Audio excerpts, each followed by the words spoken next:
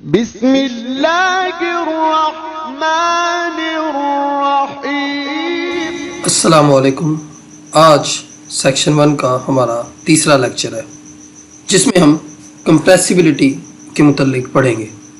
Compressibility fluid के अंदर क्या होती है, वो ये है कि अगर आप किसी भी फ्लूइड के ऊपर कुछ फोर्सेस लगाएं बाहर से, तो उसके नतीजे में उसके वॉल्यूम में जो तब्दीली आएगी, और ज़ाहिर है वॉल्यूम में तब्दीली डेंसिटी के ऊपर जो है वो डिपेंड करती है कि डेंसिटी इज़ इक्वल टू होता है मास पर यूनिट वॉल्यूम।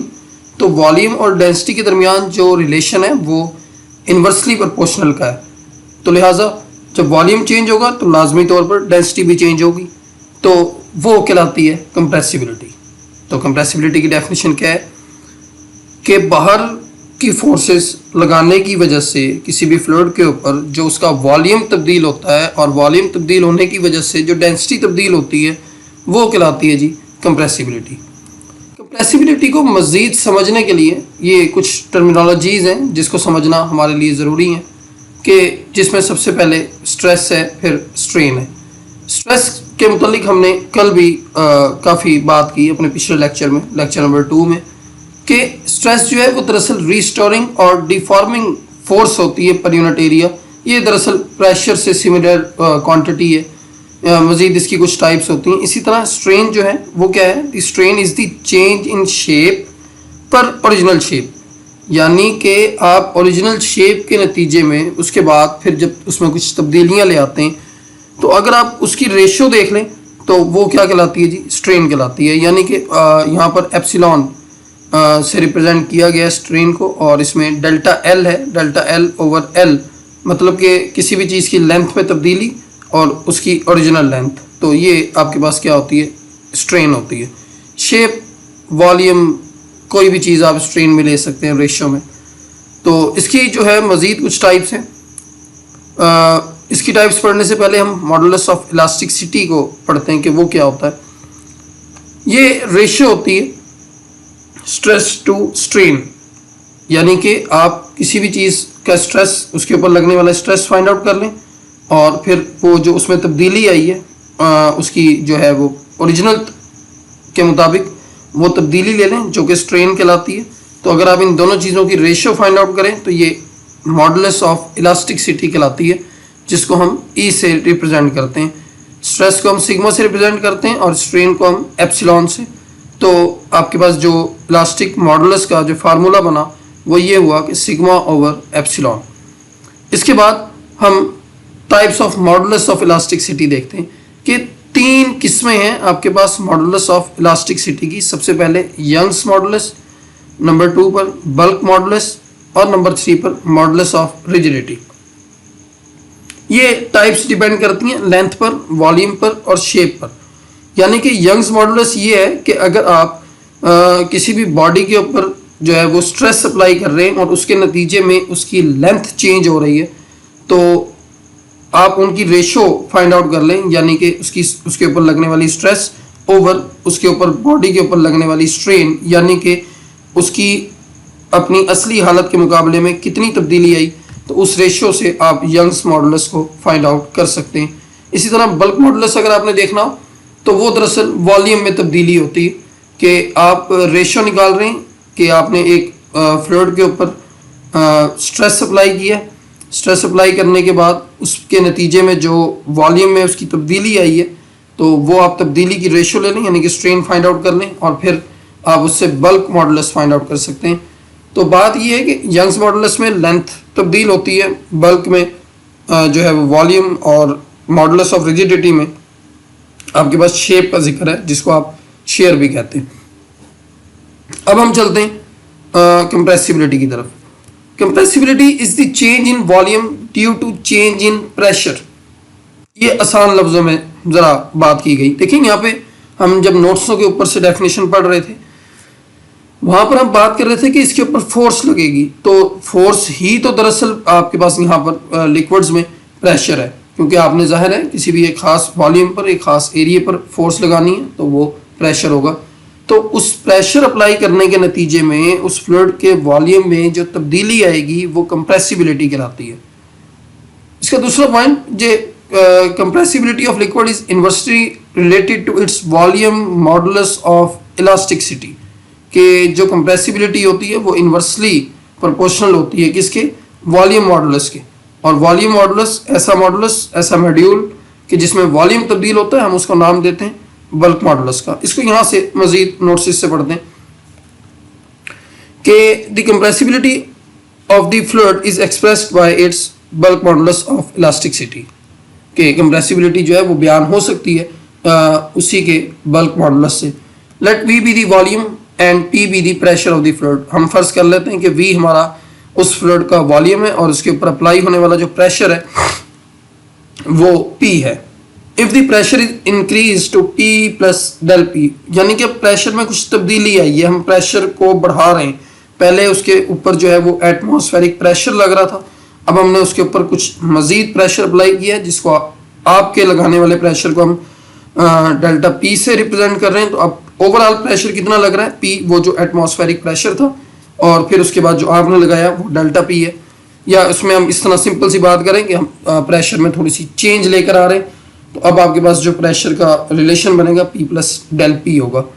तो देखें, जब आप प्रेशर अप्लाई करते हैं तो उसके नतीजे में ये हमारे पास एक बीकर में फ्लूइड पड़ा था, हमने क्या किया, इसके ऊपर से पिस्टन से फोर्स लगाना शुरू की।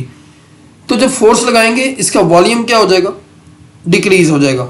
जाहिर है कि ये कंप्रेस होगा, तो वॉल्यूम में कमी आती है, प्रेशर को बढ़ाने से वॉल्यूम में कमी आती है, ये इन्वर्सली हैं एक दूसरे के। तो लिहाजा हम चेंज को क्या करेंगे, माइनस करेंगे। Since an increase in pressure always cause a decrease in volume, that is a pressure increase del P causes a volume decrease minus del V। यानी कि हमने डेल P टेम्परेचर बढ़ाया और उसके नतीजे में हमारे पास माइनस डेल V जो है वो कम हो गया, वॉल्यूम कम हुआ। Then the bulk modulus of elasticity is defined as, देखें मॉडुलस है क्या, स्ट्रेस ओवर स्ट्रेन। तो स्ट्रेस हमारे पास क्या है कि जो हम प्रेशर लगा रहे हैं, ऊपर अप्लाई कर रहे हैं, तो वो डेल्टा P है। वॉल्यूम में स्ट्रेन क्या होता है कि आप ओरिजिनल के मुकाबले में लेंथ देखते हैं, तो देखें कितना चेंज आया वॉल्यूम में, लेंथ नहीं सॉरी, इधर वॉल्यूम की बात कर रहे हैं, बल्क मॉडुलस की बात कर रहे हैं। तो कितना चेंज आया वॉल्यूम में ओवर इट्स ओरिजिनल वॉल्यूम, तो साथ माइनस का साइन है क्योंकि इसमें वॉल्यूम क्या हो रहा है, डिक्रीज हो रहा है। तो ये रिलेशन बना K is equal to minus change in pressure over volumetric strain, where volumetric strain, अब आपको स्ट्रेन के मतलब बता दिया गया कि वो चेंज इन वॉल्यूम होता है ओवर ओरिजिनल वॉल्यूम होता है। As del V over V is simply the ratio of two volumes, so it is dimensionless. आपको पता है कि कोई भी चीज़ जो रेशियो में होती है और सेम क्वांटिटीज़ में होती है तो वो डायमेंशनलेस होती है, क्योंकि इसकी डायमेंशंस, इसके यूनिट्स कैंसिल हो जाते हैं। ऊपर भी वॉल्यूम है, नीचे भी वॉल्यूम है, मीटर क्यूब पर मीटर क्यूब आएगा तो वो दोनों कैंसिल होंगे और एक कांस्टेंट बचेगा, 1 बचेगा, तो उस 1 की कांस्टेंट की डायमेंशन नहीं होती। And such has the same dimensions as that of pressure, तो इसकी डायमेंशन बल्क मॉडुलस की क्या होगी, चूँकि यहाँ पे देखें तो बल्क मॉडुलस K से रिप्रेजेंट कर रहे हैं, ऊपर प्रेशर पड़ा है, नीचे वॉल्यूमेट्रिक स्ट्रेन पड़ा है, बल्क स्ट्रेन पड़ा है।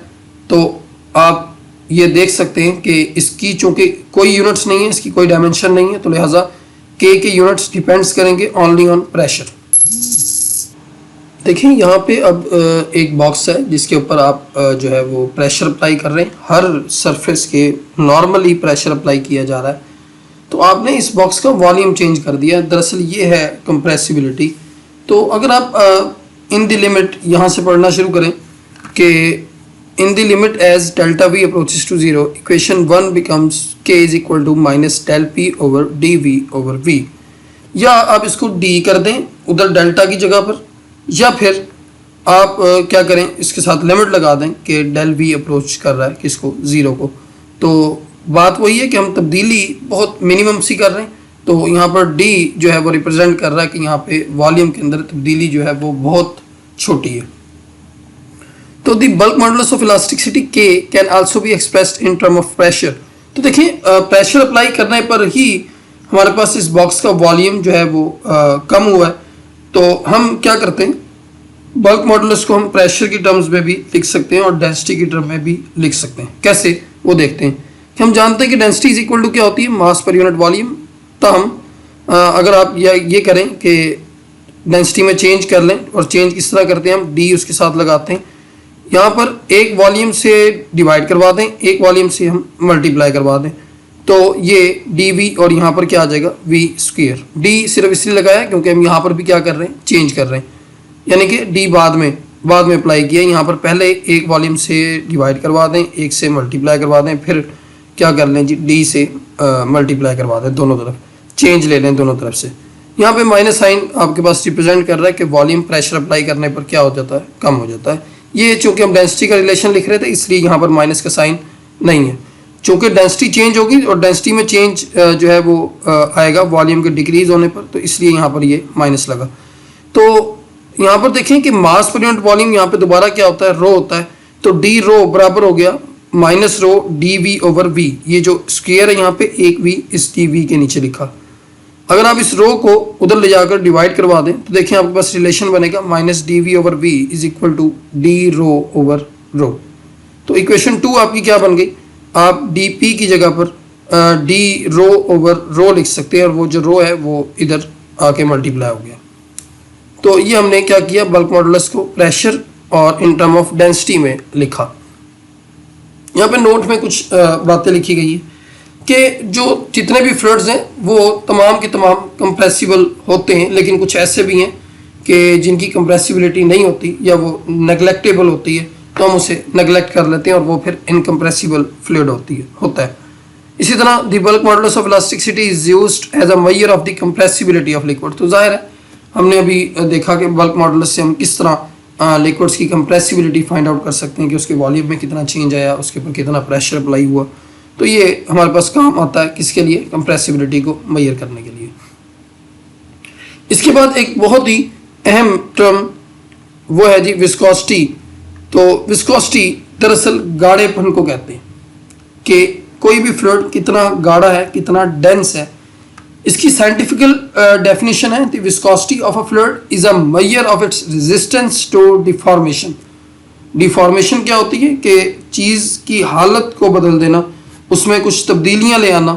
तो डिफॉर्म होना, दोबारा आप जब प्रेशर अप्लाई करते हैं किसी भी फोम के ऊपर, गद्दे के ऊपर, तकिए के ऊपर, तो वो उसके बाद दोबारा अपनी असली हालत में वापस आ जाता है, तो उसको डिफॉर्मेशन कहते हैं। तो ये डिफॉर्मेशन में रुकावट है। आप इस तस्वीर में देख सकते हैं कि यहाँ पर वाटर है एक गिलास में हमारे पास। चूँकि वाटर की विस्कोसिटी किसी और सिरप से मुराद यहाँ पर आप शहद ले लें, तो शहद की जो विस्कोसिटी है वो गाढ़ी होती है, ज़्यादा होती है, गाढ़ा होता है शहद। तो अगर आप इस वाटर को किसी भी स्टिक से जो है वो हल करना शुरू करें, इसको घुमाना शुरू करें, मिक्स करना शुरू करें, तो आप देखेंगे ये स्टिक आसानी से मूव हो जाएगी उस पानी में। जबकि अगर आप सिरप में कर दें या किसी शहद में करते हैं तो वो स्टिक की जो मूवमेंट है वो कम होगी। तो हरकत को रोकने को रेजिस्टेंस कहते हैं, यानी कि इसकी शेप बदलना ज़रा मुश्किल है, इसको डिफॉर्म करना ज़रा मुश्किल काम है। तो that is resistance to a shearing और tangential force when the fluid is in motion. कि जब फ्लूइड मोशन में हो तो जितना गाढ़ा जो है वो आपका फ्लूइड होगा, उसको रोकने के लिए हमें उतनी ही फोर्स लगानी पड़ेगी। ज़ाहिर है कि उसकी रेजिस्टेंस जो है वो ज़्यादा होती है। आप ने पढ़ा था कि जो फ्लूइड्स हैं वो लेयर्स के ऊपर मुश्तमिल होते हैं, तो उन लेयर्स के दरमियान फ्रिक्शन होती है। जिन लेयर्स में ज़्यादा फ्रिक्शन होती है, जिस फ्लूइड की लेयर्स में ज़्यादा फ्रिक्शन होती है, उसकी विस्कोसिटी जो है वो उतनी ही हाई होती है। यहाँ पर एक और मिसाल ले लें कि अगर आप स्टॉप वॉच लगाएं, टेम्परेचर को सेम करें और बराबर के जो लिक्विड्स हैं, वॉल्यूम के बराबर वॉल्यूम के लिक्विड्स ले लें दो मुख्तलिफ आपके बीकर्स में, और आप उसे पोर करने लगें किसी गिलास में, तो आप ये देखेंगे कि सेम टेम्परेचर के ऊपर, सेम टाइम के ऊपर जो लो विस्कोसिटी है वो ज़्यादा गिर जाएगा आपके बीकर में, जबकि जो हाई विस्कोसिटी वाला है वो नहीं गिरेगा। आप ने बेशुमार दफ़ा ये बात नोट भी की होगी कि अगर आप किसी बॉटल से वो पिज़्ज़ा खाने जाते हैं तो वहाँ पर जो केचप पड़ी और केचप उसमें काफ़ी कम हो, तो उसको हिला के जो है वो निकाल रहे होते हैं। तो ये चले, ये लाल कलर था तो मुझे केचप ही याद आई इससे। तो बहरहाल आप ये देखें, जो चीज़ डेंस होती है उसको पोर करना ज़रा मुश्किल काम होता है, उसको निकालना, उसकी मूवमेंट जो है वो कम होती है, तो लिहाजा ये कम गिरेगा और ये जो लो विस्कोसिटी वाला है वो ज़्यादा गिर जाएगा। इसके बाद जो हमारी लास्ट डेफिनेशन है आज की, वो है काइनेमेटिक विस्कोसिटी। काइनेमेटिक विस्कोसिटी ये सिर्फ और सिर्फ रेशियो होती है to the absolute viscosity mu. ये जो अभी आपने विस्कोसिटी की डेफिनेशन पढ़ी, जिसमें मैंने आपको शहद की मिसाल दी, वो केचप की मिसाल दी, वो absolute viscosity mu two the density rho. यानी कि अगर आप विस्कोसिटी की रेशियो फाइंड आउट कर लें डेंसिटी रो के साथ उसी फ्लूइड की, तो वो आपके पास काइनेमेटिक विस्कोसिटी कहलाती है। और इसको आप न्यू, ये ग्रीक लेटर है, न्यू कहलाता है, इससे रिप्रेजेंट करते हैं। और ये क्या होता है जी, एब्सोल्यूट विस्कोसिटी ओवर डेंसिटी। कल हम टाइप्स ऑफ फ्लूइड पढ़ेंगे जो कि इंतहाई अहम है, और उसमें से पेपर में कुछ डेफिनेशंस भी वो पूछ लेता होता है।